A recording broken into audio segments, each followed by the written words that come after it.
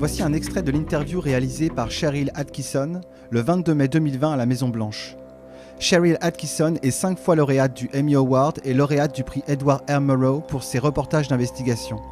Elle travaille aujourd'hui avec une équipe de journalistes primés. Full Measure est diffusé dans 43 millions de foyers et sur 162 stations du groupe Sinclair Broadcast dont ABC, CBS, NBC, Fox, CW, MyTV, Univision et Telemundo. Et pourtant, cela n'empêche pas Facebook de censurer cette interview. C'est-à-dire qu'il la supprime des murs et des groupes, puis bloque les comptes qui la partagent.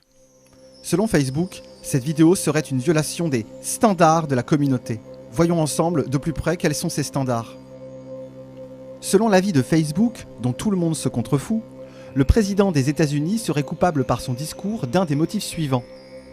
Activité terroriste, haine organisée, meurtre de masse ou en série, traite des personnes, très ironique lorsque l'on sait tout ce que l'administration Trump a mis en œuvre pour lutter contre le trafic d'êtres humains, ou pour finir de violence ou activité criminelle organisée. Vous aurez compris que tout ceci est frauduleux et ne correspond en rien avec le contenu de cette interview que vous allez voir, qui, je vous le rappelle, a été réalisée par une journaliste dont le sérieux n'est plus approuvé. La seule raison pour laquelle je fais ce doublage, c'est uniquement parce que tu me l'as censuré, et que maintenant, il sera bien plus accessible. Tu vois comme c'est ironique. Allez, je ne vous fais pas perdre plus de temps et je lance l'interview.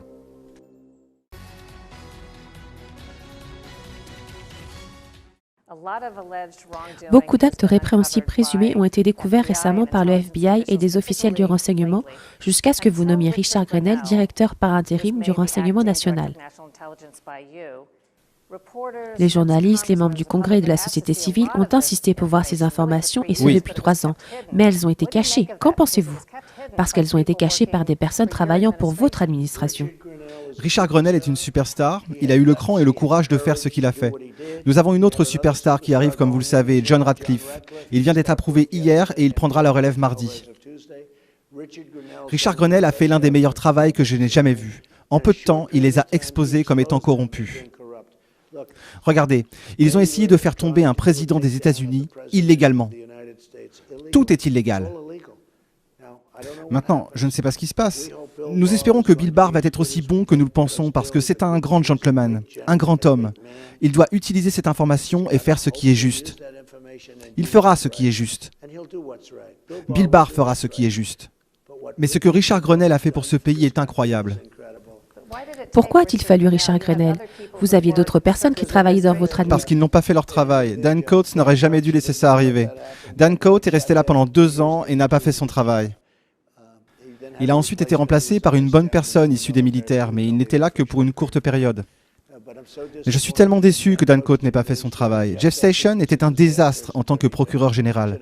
Il n'aurait jamais dû être procureur général, il n'est pas qualifié. Il n'est pas mentalement qualifié pour être procureur général. Il était le plus gros problème. Ce que je veux dire, c'est que Jeff Sessions a mis des gens en place qui ont été un désastre.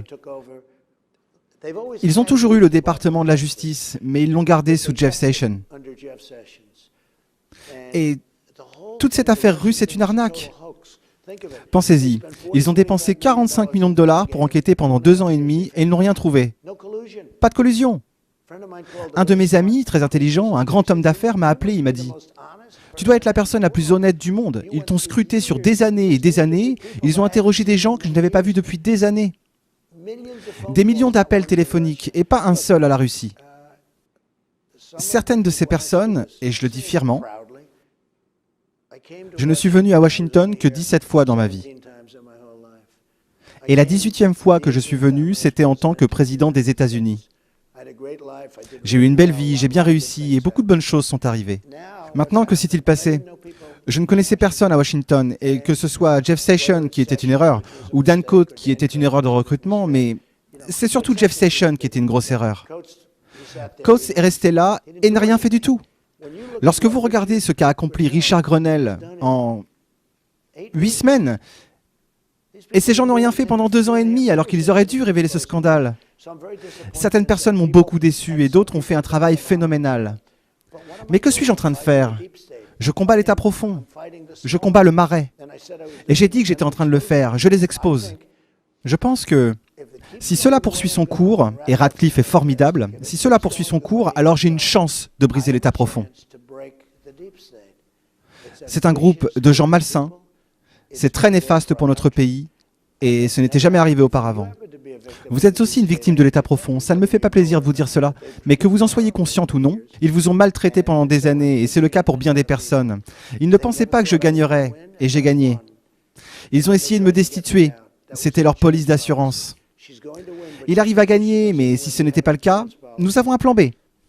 Mais je les ai battus sur leur plan B et maintenant ils se retrouvent exposés. James Comey est un flic ripou. McCabe est un sale type. Ce sont tous des sales types.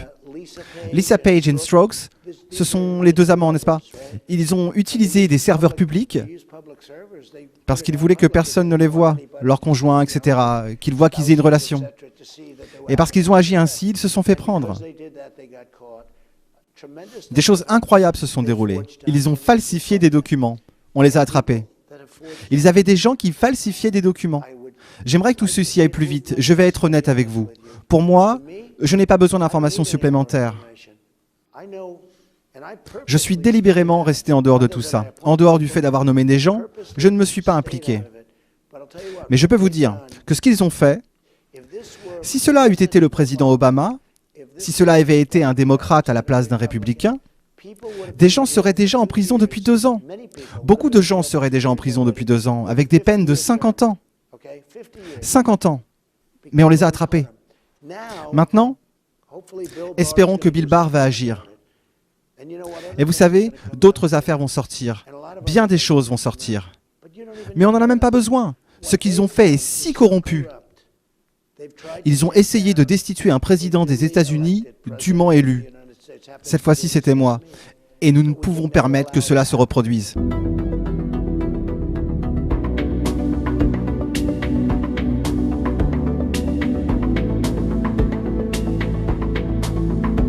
Aux États-Unis, on observe le trafic vers Guantanamo. Vous savez, cette île où les Américains mettaient des prisonniers islamistes radicaux. Le trafic, il est intense, intense. Et ils disent, en plus, il ne peut pas y avoir de retard dans les vols, car l'administration Trump a fait augmenter le nombre de pistes d'atterrissage et rénover entièrement cette station navale. Donc, pourquoi il y a un tel trafic? Qu'est-ce qui se passe? On y amène des gens? C'est toute la question, on y répondra.